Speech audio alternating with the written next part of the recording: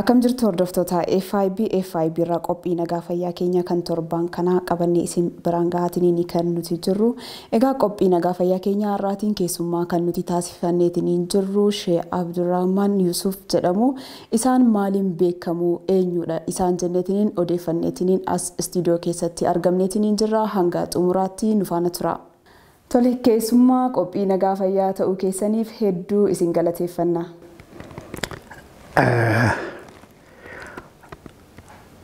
An Abdurrahman Yusuf Nanjan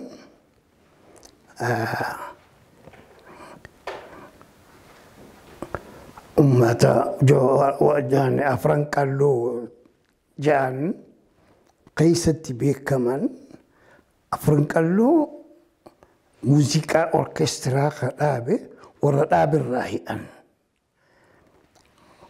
ammoo ugu afran qallu jennu warra musiqa san qulliidhaa miti warri muuziqaa san warri dhaabe urjii bakkalchaa jedhanii oguu muuziqaa afran qalloo jennee kaasnu wallisootni biroos ni jiran akka biiftuu ganamaa ni jiran deebii ammaan tanaas moskoobochi jira damee afran qalloo jira hedduudha ammoo Itoophiyaa keessatti amata 1955 dirree dhaawaatti warra gurmaawee maqaa afran qallootis qabatee urjii bakkalchaa organize godhee jira.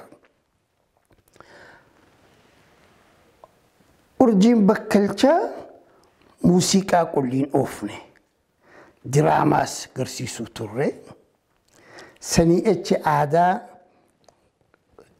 adda jira waan akka mirriisaa darasii gayrara kana cufaatu qopheessinee ummataaf dhiyeessuu turre ammoo afran qalloo oguu jennu muuziqaa kana duratti dirree dhawaa keessatti Afosha afran qalloo afosha ni beeytani afosha afran qalloo sanii echi ammaas dardara afran qalloo warra arkitee aadaa wallee aadaa taphatu shaggooyee taphatu akhdar labaash qayyi labaash nacci labaash jedhanii gurmaawanii turan Sammali ammas warri kubbaa taphatus maqaa afran qallootti taphachuu turan. Gizee federeeshina Itoophiyaa dirree dhawaatti bananii galmeessuu jalqaban isaanis ni galbeeffanna jedhanii hogguu dhaqan maqaan keessan maal hogguu jedhanii afran qallootii jedhan. Afran qallootti isin hin galmeessinuutii. Tafari budun jaati maqaa tafaritti sinaa galmeessinuu jaanii. Akkasitti warri kubbaa taphatu maqaa tafarii budunitti jijjiiree achuma keessa ture. Osoo achitti osoo hin galmaa'iniin duratti garuu maqaa afran qallootiin turanii? Jiruma dhaawaa keessatti ammoo isaanis tafarii taane ammaan tan hin dhiisne hin jenne kubbaa isaanii maquma tafariitti uffatanii taphachuu turan. Ummata beekamootni dirree dhawaatti beekaman akka Saabboo jedhaniin, Biikoo jedhaniin, Mixii jedhaniin ummata beekamu kun maqaa qoosaa isaaniiti. Sigalte isaan san innaawaa kubbaa isaaniitirraa gaafa Goorgis budunni asitti tapha guddaa qabu ijoollee sadii echirraa dirree dhawarraa ergifatee kireeffatee fidee asitti buduna isaatti hidhee taphachuu turan. Afran qalloo hogguu jennu afooshaatti warri dirree dhawaa ka islaama ta'e cufaatu waan Oromoo taate cufaatitu wajjin achitti gurmaawanii wajji deeman. Afran qalloo urjii bakkalchaa osoo hin eegalamne ni jiran ka isaan dura jiru. Asmar warra ja'anii ni jira. Isaanis boodarra muuziqii qaban hin babal'anne malee. Afran qalloo kun jechuudha. Maqaa afran qalloo kan akkamiin argachuu danda'e? Maqaa gosaati. Qalloo ja'anii Harargee keessatti Oromoo soosaayitii ka jirtu ilmaan qalloo ja'an. Ilmaan qalloo kanarraa afuriitu ka gaariitti beekamee jira. Afran san afran qalloo ja'aniin. Gosa maqaa gosaati. Gosa ala ja'aniin, noolee ja'aniin, Oromoo ja'aniin, oborraa ja'aniin afran kanaatiitu afran qallooti. Isaan kun cufaatiitu naggadaan fi hojiidhaaf baadiyyaarraa dirree dhawaa dhufan. Dirree dhawaa waan baaburrii jaaramee jiru jecha hojii barbaaduudhaaf jechuu dhufan. Waan carqaa faabrikaan jirtu jecha echi dhufan. Simintoo faabrikaa waan jirtu jecha baadiyyaarraa echi gabbu'an. Sani ilmaan isaanii bakka takkatti walitti qabamanii warri biyyaatii wajjin akkasitti wajji jiraatan. Malee naannoo inni dirree dhawaa biyya nama yuuti. Akkasitti gurmaawan. Afran qalloo gurmeessinu filachaatiin ijoollee dardaraa. Takka takkatti Ismaa'il Muhammad Adam ka ja'anii dura taa'aa organization kana isaatu dudubbisee warra cufumada dammaysiisee haa hojjannuu ka je'een akkasi kaase. Akkasi waliin nu qaban isaa fi Abubakar Muusaa. Haa taatu dardarri ijoolleen urjii bakkalchaa kun akka gaariitti meeshaa zamanaawii, meeshaa ammayyaadha, akordiyoona, tiraampeet, deebii saaksifoona, darbuuja, jaaz kana cufaa manguddoo biyyaa biteef.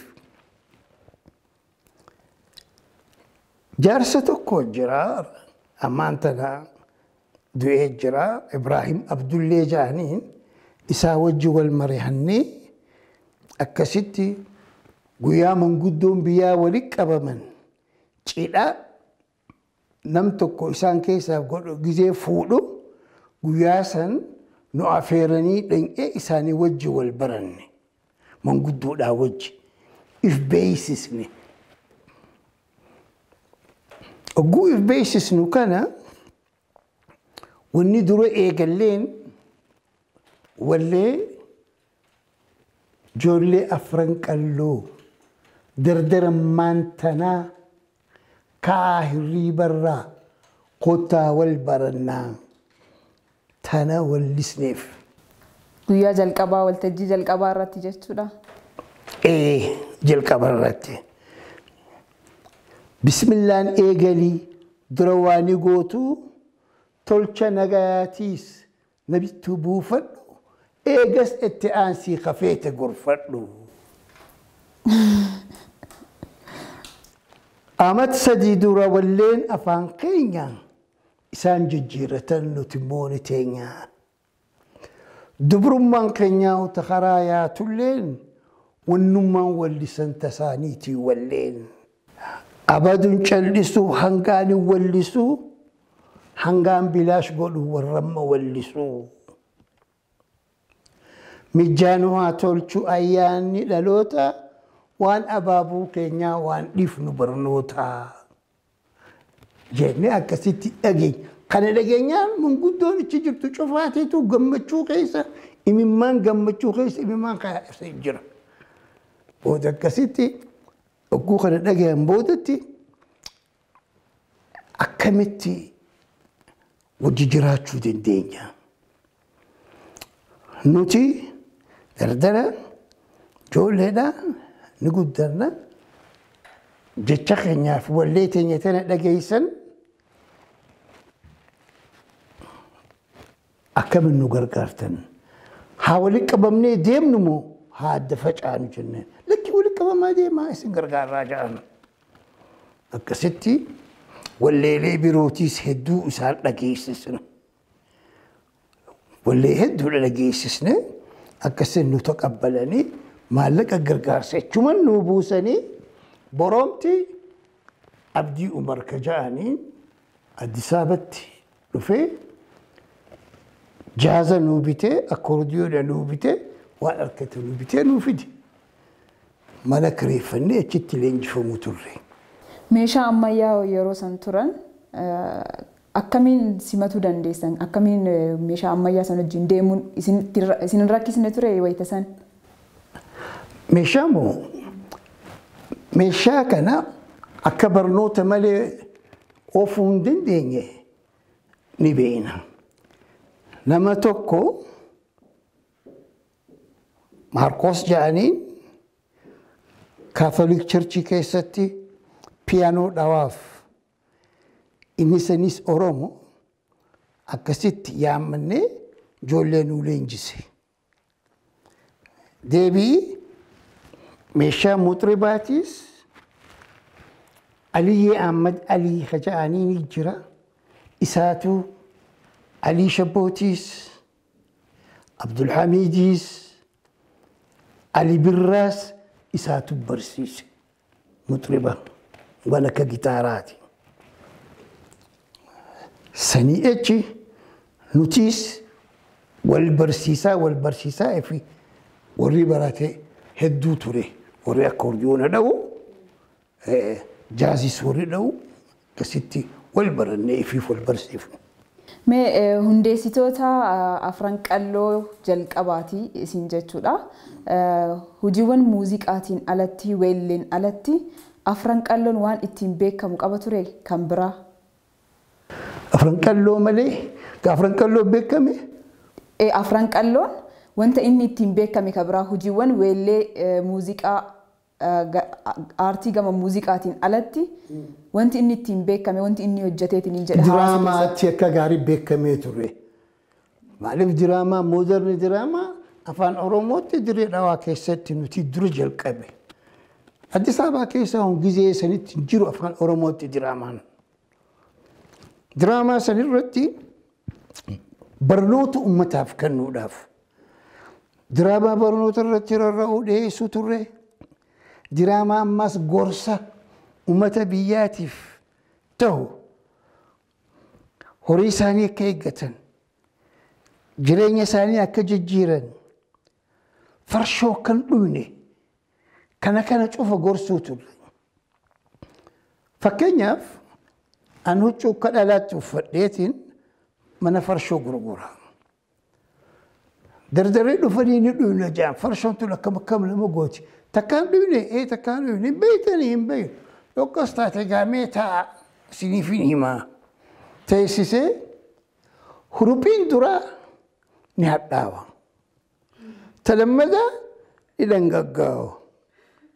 Dhangaggunaan tiidaanaan ni mi'aawa. Mi'oonaan qaamaa buhaawa. Ijaa hin cinnaawa. Arrabaa dheetaawa. Gurraa dhagalaawa.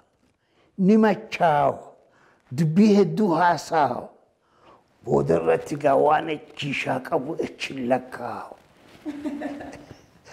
Akkanitti itti himne waan amma afaaniin jee kana isaanis akkasuma jecha akkasi jaana maallaqa akkasirraa kennanii machaawa dhiibbaan.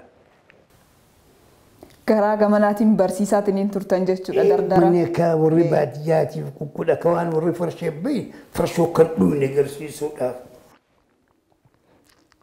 Mee gama biraatiin ammoo dhiibbaawwan adda addaa gama mootummaatiin irra gahaatiin ture afran qalloo irratti sababa maaliitiif ture kan irra gahaatiin tureef? Sababa maaliif? Sababni dhiibbaan garaagaraa irratti raawwataatiin tureef baandii afran qalloo kana. jirti dhiibbaan ni jirti.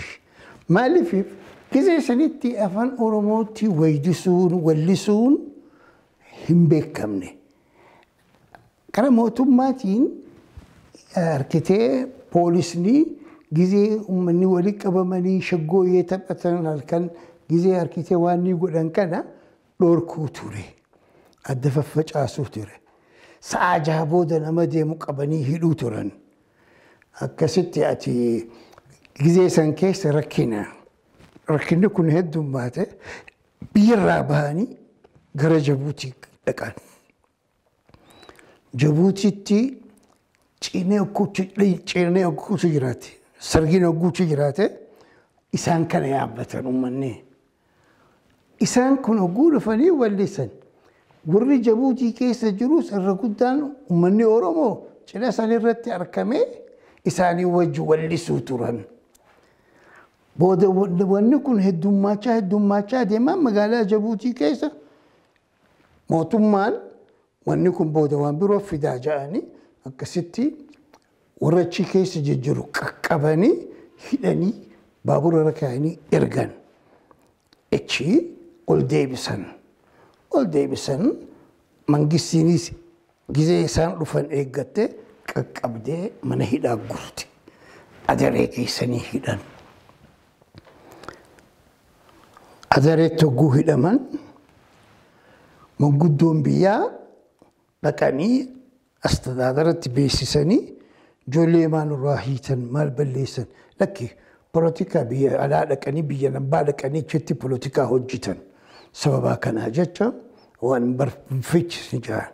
Cinaan kan jechumaan bahaniiti Maqdishoo dhaqan. Maqdishoo keessatti reediyoona seenanii reediyoona keessa hojjetan. Eegas boodaas wal faana egaa Maqdishoo raadiyoon nuu baname afaan Oromootti hedduudha warri dhaqe. Shantam Shubbisaan eegas booda dhaqe. Yoonis Abdullaahii eegas booda dhaqe. Ammadee Mudee Jannuun eegas booda dhaqe. Jarri kun cufa guuchi dhaqan wallee nuti dur wallisuu turruu fi wallee birootis achitti haaraya baasanii wallisuu turan. Keessaahu Yoonis Abdullaahii hedduu revolutioneeriidha warraaqaati. Bilisummaan aannanii qabeekutu dhugaa kan bilisummaan beeyne bira taa'ee mugaa jedhan. Masloo teeysan eeruu teeysan ka irra taa'us diina keeysan waan akkanaa kana fa'aa wallisuu ture. Uummata dammaqsuuf jedhameetiniin. Uummata dammaqsiisuudhaaf. Akkasii.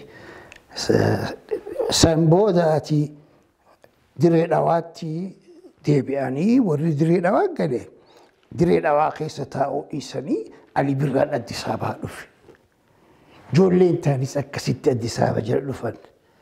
Ali Ahmed Ali Addis Ababaa dhufe, Muhammad Yusuf Addis Ababaa dhufe, Saalihiinis Addis Ababaa dhufe. Asitti Meeccaa fi Tuulamaa organized ta'ee jira gizeessan achi dhaqanii achitti wallisuu turan. Yoo sanii walitti hidhafni Meeccaa fi Tuulamaa wajjin afran qalloo ka'uumeetiin jedhee. Meeccaa fi Tuulamaan asitti organized ta'e afran qalloon diree dhawaati. Harkitee manguddoon ammoo achi keessa jirtu afran qalloos ni beeyti.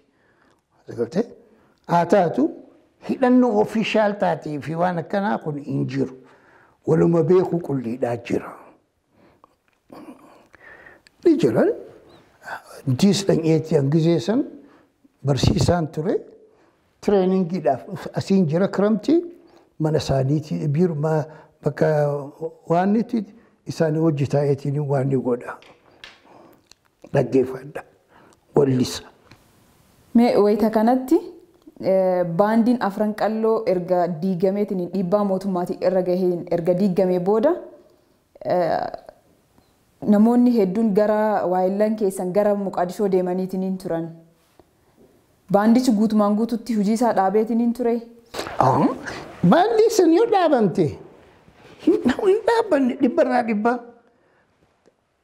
أما جزء إنسان لابن بودت إبراهيم هاجي فادا توكي إبراهيم هاجي فان حاران أورجنايز قددي ورا فرنكلو كيسة تروس أبو بكر بوساتي في سليمان يوسفي في أماس جربي روتك فلتني في التمكني هاريان دمي أفرنكلو جاني التوفر سكرتي دمي أفرنكلو جاني سانيس واللي التوفر الجرن واللي لي هاري باسنين أبو بكر موساتي ولا لول سنة أكجاري لفقايا إساني في سدو قبي سيتور ربي رحمته يقولوا تربال سجدرت إبراهيم هاجي أول لي دعي تربال لما درت يجا أول لي إذا يدو لكبستي كورينا نسكب دي يدو لكبستي جيس هنا بني قصبودا أما تون أما سنو بدي ما دري نوا كيسا قلة سبيريس أوركسترا كوبا لابتي أوفل جرا من سرقي شوفاتي تو ورا تبتو جرا لا جرا ليرا جرا انت بتن كايون إسا كايون أفران باندي أفران كالو غنما مال توري هنگم ملكايت نينجرا كل كايون أفران كالو جزي كانو سن تكا ترترهم أمتا دردرا أفران كالو كان دميسيسو لا في ولفدو مالي ولفنا وني ولفدو دنجينون أمتنا وليداني وقوة اللسان دردر شوفاتو واللي جلديما دبرينيس بيرينيس نوتيس بدني قبنا تدبرا بيفتو جنان سقلتي إسان سنيس نولي سن جوزينو تشدا قبنو إسانيس بفني تشدا سن رت ولي سن أكسيتي تكاكايون دردر ولفدو لا في دمبي سودا كلام ده برنوتة كجباتا وجيت كجباتا سصوص أمتا دراما ورينوتي أفرنك اللورن لابتشيسني حاريان دردري كاني أماس أرآن بهي جاني منا برنوتا قلقلة دوبراف كعمر إنساني أما تكون جهة دبري حاريان أما أنتناس أكسيكان مدرسة قد وقيستي دبري قوتي كروتوري قلقلة جولي هاي سكول في تيلة فتيسو اتشي خيسك كراسي سوتران فكينياف منا برنوتا سنقيستي ويدو بيته ويدو أي مزموري فارو جتو فارو فرفنا جتنين فارو مال فادا أرأنتنا جلمان أصون قرقتني أصونو عزيبا أصون ددلومني برنوتا برنو أما ساوجنو أكابيتين سبقاري تانو لكسا برنو كيتو كنفا لكالتي برسيسو توري فرفناتنا جزي بادية لكوس بادية كيستي برسيسو توري سكتي مدرسة هالكليفة دابني وهالكلي قبري شفاتو برسيسو توري أكاسيتي أداني دابني أما بيتلو أفان اتبرتني ففاو وهل يتفر بلسما الأركمي صدام لي أبكى يوتيوب برتن مي غرا كيسانيتيو ديبينيت نينجني أش كيساتي غهين كيسامي مال توري مالي داني إسين كا أش بانديcha keessatti maaliin hirmaachaatiin hin turtanii gaheen keessan an wallee takkuma duwwaadhaan wallise nu jedhame tiyyamoo okay walleeniin an takkitti wallise jaaluma جالة معلومة حاسوا دبرما يودبن صبرما أو جالما جالة تكما بيشام نما بيشام نما دوغن تاليلو دبرون تاليلو ما دبن زليلو ما أو جالما جالة معلومة حاسوا دبرما يودبن صبرما أو جالما جالة معلومة أين زبيبما أركتان نياتشما دبرون أزيبما دبن مراتشما أو جالما تبي أمس زيتونا بالجما فين تنقور تكن سنة لبوف قمة أو جالما baay'ee namatti tola sirba baay'ee namatti tolu tanuma walli maaf itti fufuu maaf dhiistan maaf ittiin fufinaa tokko qofatti maa dhiistan an arkitee filtakka sagaleedhaan akka ijoollee wallistuutti hin tolu kalammada an hojiin kiyyechi keessatti irra guddaan isaanii maanajmentiidhaan sigarte ganzaba walii qabu gargaarsa barbaadu waan bitan bitu isaan kana waan qaceelchuu wal gorsu administreeshinii fi kanaa fi an diraamaarra irra guddaatti diraamaa wajjiidhaaniin akka gaariitti deemu diraamaan baasa san gubbaadhaan hojii irratti garsiisna ma diraamaa kaniin reefu amma isiniif hime ta mana farshoo san kophaadha diraamaan birootis ta shiririm qirrim jettu jira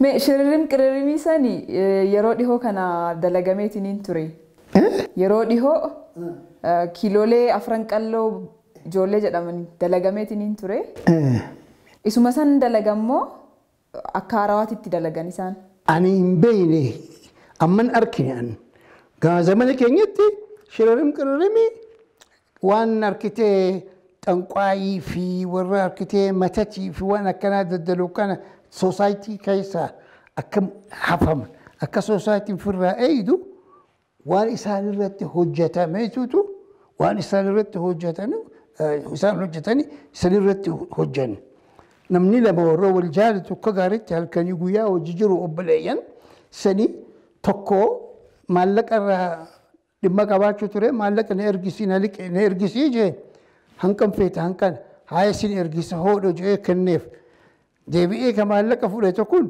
akka isa hin gaafanne mana arkitee kabiir qarxaas jennaan nama arkitee waa hojjetu kana isa kana bira dhaqee isaa hojii wal mari'anne booda ati maallaqa kana hin deebisiniif guunni ammoo waan ni ta'e sirraafa maalanii sirraafa naafi sirraa kutta jeen akka qorichi maali anis waan inni itti godhu ittiin godhaa ati ammoo dhufanii si dubbisan maan dubbisin maallaqa maarree fayyadu shiririm qiririm garuma hundaan hawaasa itti barsiisaatiin turtan jechuudha baandii afran qalloo kana hundeeffamni isaa hawaasa gara wantootuma hundaadhaan karaa hundaan ka isin itti barsiisaatiin turtan jechuudha mee erga baandichi dhiibbaa mootummaan irraan gaheen booda waa hillan keessan gara biyyoota garagaraati ka isaan deemaniitiin jedhan biyyarraa bahaniitiin ka isaan isinoo eessa turtan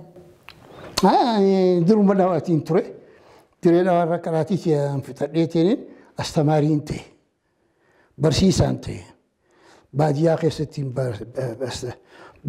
keessatti gizeen barsiisaa ture san ijoollee walii qabeetiin waan afran qalloo keessatti hojjennu san cufaatu kif timirti beekee keessatti hojjechuu ture afaan oromootiin wayiduudha diraamaadha kana cufa madrasaa keessatti barnootaa keessatti hojjechuu ture sigaltee maaliif lafa oromoo keessaan jira lafa oromootiin barsiisa wanni barsiisnu cufaatiitu waanuma biyyaati akkasittiin baadiyyaalee keessatti gizeen ture akkasittiin barsiisuu ture. Kabajamtoota daawwattoota FIB egaa turtiin nuti har'aa keessummaa har'aa keenya wajjin taasisaatiin hin jirru hundeessitoota afran qalloo keessaa tokko kan ta'an akkasumas ammoo abbaa afran qalloo jedhamuudhaan kan beekaman Abdurrahman Yusuf wajjin turtii taasisaatiin hin jirra. Ammallee turtiin nuti taasisaatiin hin jirru akkuma itti fufetti turtii gaarii.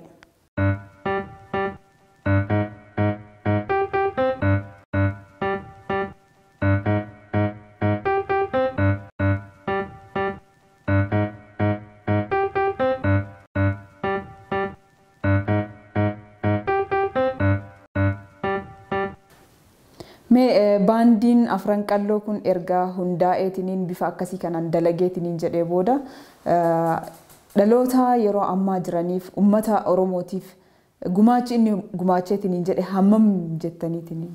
Dhugaadha.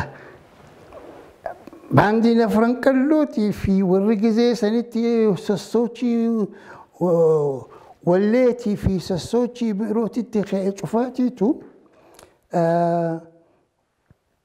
it is a renaissance of Oromo language. Renaissance of Oromo language. Ummanni cufatu duraan afaan Oromoo dhiisanii afaan Adaree, afaan Somalii, afaan Amaaraa malee silixaanee ittiin fakkaanne keessaa Oromoo afaan Amaaraa kana malee waan hin jenne. Amma nuti eegallaan diraamaa irrattis maqaan qabnu maqaa Oromoo aslii. Ibsaa, Guutamaa, Badhaasaa, Kadhiiraa,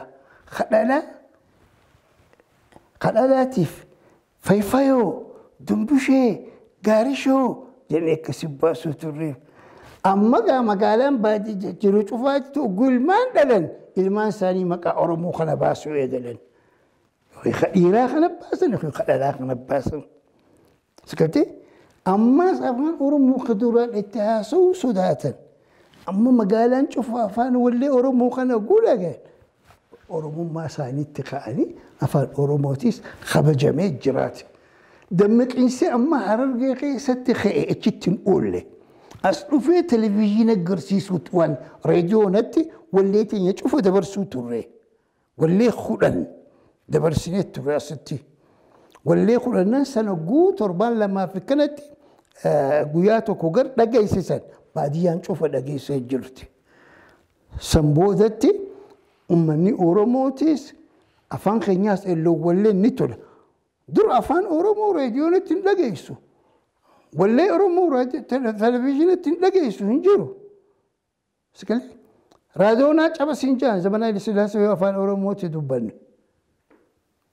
Ammoo zamana Xaaliyaanitti Yilmaa Dareessaati dursoo gaazexeenyaa afaan Oromootitti oduu dhiyeessuu ture. Yilmaa Dareessaa. Sigalee akkasiiti dammaqiinsa eenyummaa isaanii eegas booda argatan. Sigalee deebi'ee Taaddasee Birruufaa, Maama Muzammirfaa kun cufa waajjira Meeccaa Tuulamaa keessatti ijoollee yaamanii achitti akka wallisan godhanii warri yuunivarsiitii cufa itti dhufa. Astamaarootni warri yuunivarsiitii warri na barsiisuu turan kiramtii keessatti astamaariin kiyyaa achitti wal argine. Baandiin afran qalloo Harargee qofa irratti hin murtoofne jechuudha. Asis dhufeetiniin magaalaa Finfinnee keessatti sochiiwwan wayitasan turanii irratti hirmaataatiin ture, waltajjiiwwan adda addaa irratti hirmaataatiin ture jechuudha. Fakkina duratti arsitti nuuf waan ni godhan. Baandii teenya dhufanii asa walleelee guutuudhaaf dhufne hayyaman arkanne. Laayisensiin qabdan, maarreen qabdan jedhanii akkasitti waan ni godhan. Sadi booda Abdurrazzaaq Ahmed jennaan amma inninis akramee jira, du'ee jira. Isa saniitiitu xiqqasho silxaanii ture hizbaa ergat ministeera keessatti.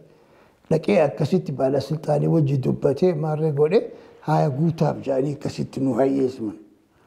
akkasitti raadiyoo natti guutu malee televizyinatti hin jiru gisee san afaan oromoo televizyina keessa kaanis gaafa ayyaana ummata oromoo jedhanii biheeraawii tiyaatir keessa garsiisan dhageeyse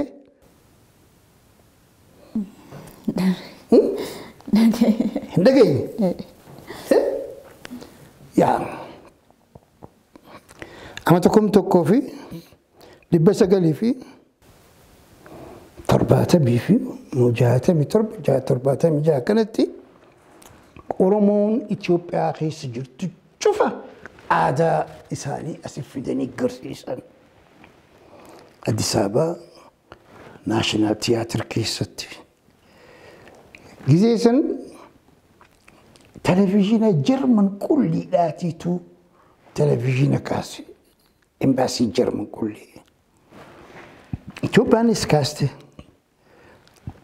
saniitu ammoo mul'ate warri Baalee kopha warri Arsii kopha warri Wallaggaa kopha Elibaabur kopha Shawaan kopha kun cufa faraqatti akkasitti garsiisu ture. Mee karaa baandii afran qalloo keessa dhuftaniitiin wantoota dadammaqiinsa uummata Oromoo irratti wantoota karaa aadaatiin afaaniitiin wantoota karaa hedduun karaa muuziqaatiin barsiisaatiin kan isin turtan kaleessarra dhaabbataniitiin mee har'a dhaloota ammaa kanaaf ergaan isin dhaamtan maaltu jirame? Dhugaadha.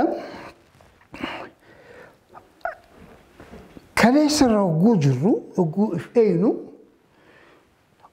barnootni fi waalleetu silixaanee kan nuuf fakkaatu afaan ambaa oguu dubbisnu.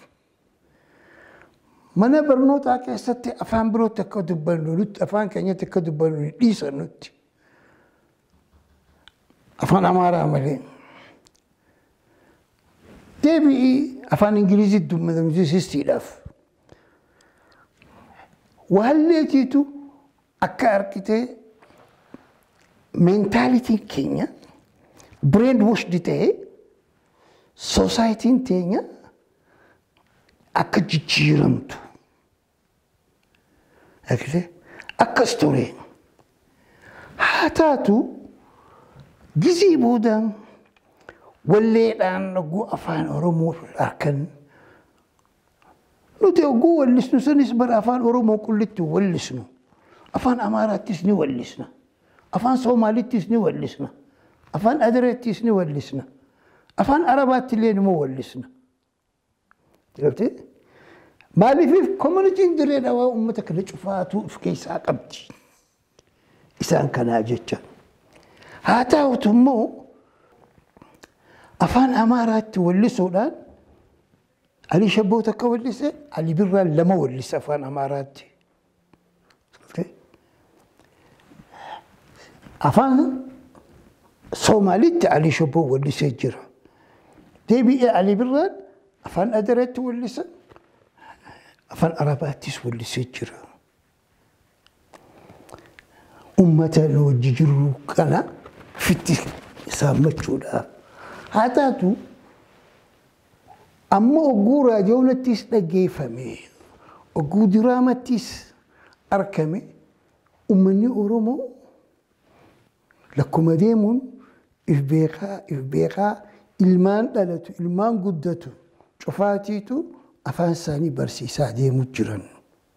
But fortunately, akka urjiin bakkalchaatuun biqiltee deemtutti lakkuma dhagayanii lakkuma beekan uummanni if baratan.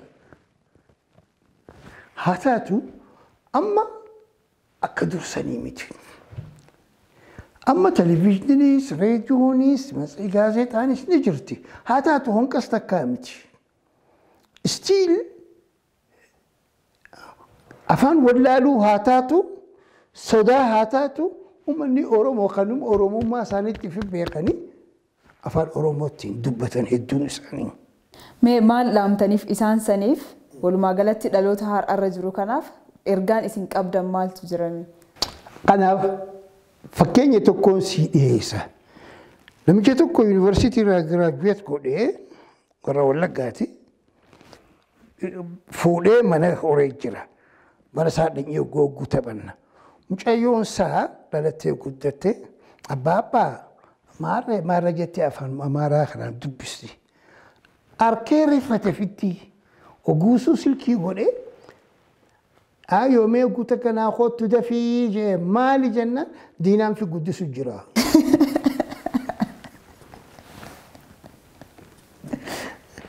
Sagarte akkasiiti wanni eenyummaa keessi dhoosisu sun jiru. Eenyummaan hir'ina maal jaa wallee afaan Oromootitti biyya teenya wallifamte. Hir'ina waan qabu qaama namummaan isaa guutuma. Baadiyyaatis nama hin tuffatin baadiyyaanis biyyumaa. Warri baadiyyaa kana hedduu ni tuffata warri magaalaadha. Wallee tana itti baase. Sagarte namummaan isaa guutuma hir'ina waan qabu qaama.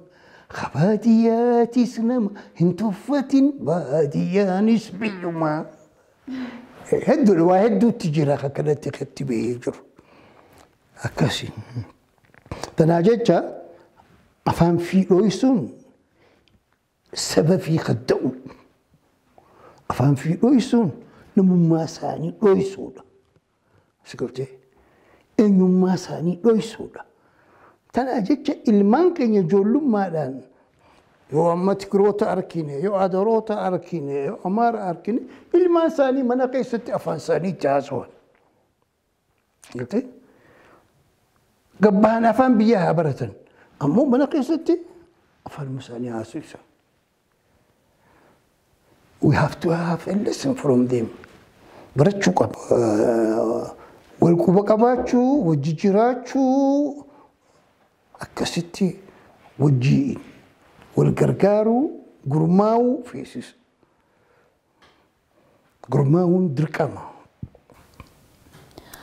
Tolee galatoomaa hedduu isin galateeffannaa wanti jechuu barbaadda yoo jiraateetiin hin jedhe xumurreetiin hin jira gama keenya. Galatan badin akka biyya teenyatti gaa hogguu siin galateeffadha jee tokko galatan badinii jenna. Akkasiiti anis hiree tana harkadhee waa'ee saba kiyyaati irratti waan rarra'aa waan keessa dabre akkanatti dhiheessuun kiyya naafis kabajaa naafis ulfina. Akkasiiti silaa duraan harkitee gaafilee ta'e keessa beekee takka takkatti bal'inatti hin dhiheessa. Ammoo haa taatu amma hanqa gayu isiniif qopheesseetiin jira dhiheesseetiin jira waan irra ta'e yoo jiraate egaa fuuldura itti wal gaafanna yoo Rabbi jedhe akkasiiti. Hordoftoota FIB kan daawwachaatiniin turtan qophii nagaa fayyaa turtii nuti Abdurrahman Yusuf wajjin taasisaatiniin turre kan hanga ammaa daawwattanidha. Torban qophii biraatiin hamma walitti deebinutti turtii gaarii.